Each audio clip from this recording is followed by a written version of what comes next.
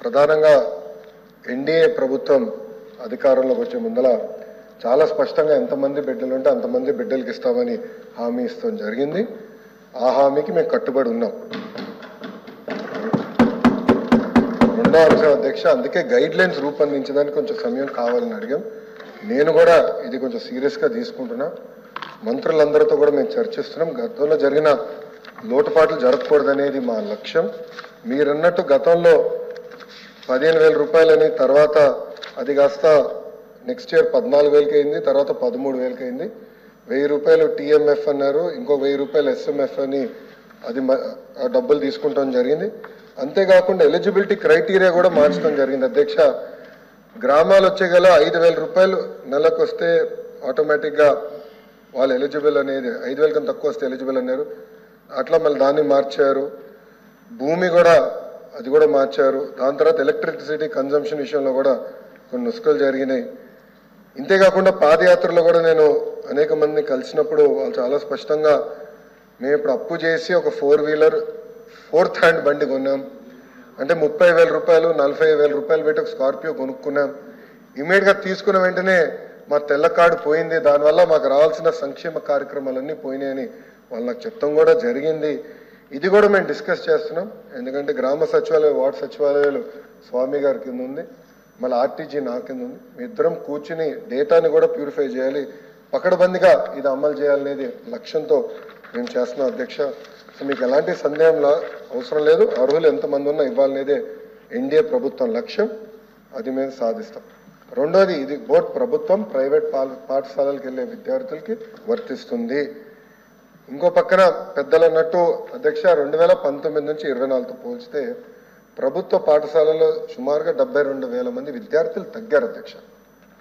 ఇది కూడా మేము చర్చిస్తున్నాం. ఎందుకంటే నాడు నేడు కార్యక్రమం ద్వారా వేలాది కోట్ల రూపాయలు ఖర్చు పెట్టిన విషయం వాస్తవం. కానీ ఎందుకు విద్యార్థులు తగ్గారు? గత ప్రభుత్వం సిబిఎస్ఈ తీసుకొచ్చింది, సిబిఎస్ఈ మళ్ళీ బోర్డ్ ఎగ్జామ్స్ అని పెట్టారు, తర్వాత ఐబీ గురించి ప్రస్తావించారు, టోఫుల్ గురించి కూడా ఒక ప్రశ్న ఉంది, దాని గురించి కూడా మాట్లాడతారు.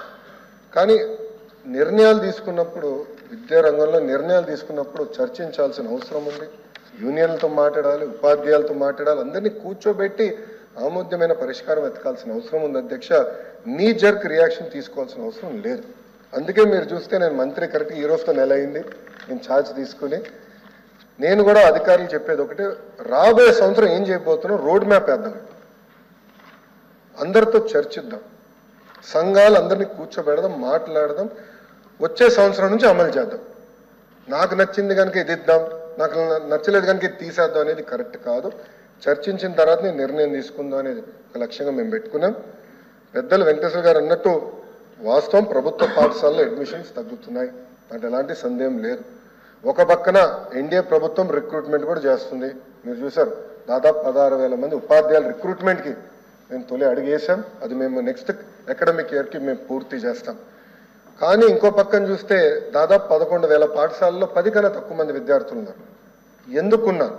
ఎలా అడ్మిషన్స్ పెంచాలి, నాణ్యత ఎలా పెంచాలి, అసెస్మెంట్ ఎలా చేయాలి, టెక్నాలజీతో జోడించి ఎలా చేయాలి, first grade, second grade, third grade pressure లేకుండా సిస్టమేటిక్ ఎట్లా చేయాలనేది కూడా మేము చర్చిస్తున్నాం.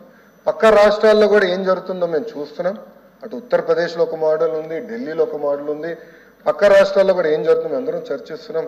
అధికారులు కూడా ఒక టీం వేసాం, వాళ్ళు కూడా వెళ్ళి చూస్తున్నారు. వాళ్ళు నివేదిక ఇచ్చినా నేను కూడా వెళ్ళాలనుకుంటున్నా. వెళ్ళి ఏం చేస్తున్నారో మోడల్ చూసి మన రాష్ట్రానికి కరెక్ట్ మోడల్ ఏంటనేది రూపొందించి అది మీ ముందర పెట్టి అందరు అభిప్రాయాలు తీసుకున్న తర్వాత మళ్ళీ ఆంధ్ర రాష్ట్ర ప్రజలు తల్లిదండ్రులు ముందలు పెడతా వాళ్ళ అభిప్రాయాలు సేకరించిన తర్వాతనే వచ్చే అకాడమిక్ ఇయర్ నుంచి మేము అమలు చేస్తాం.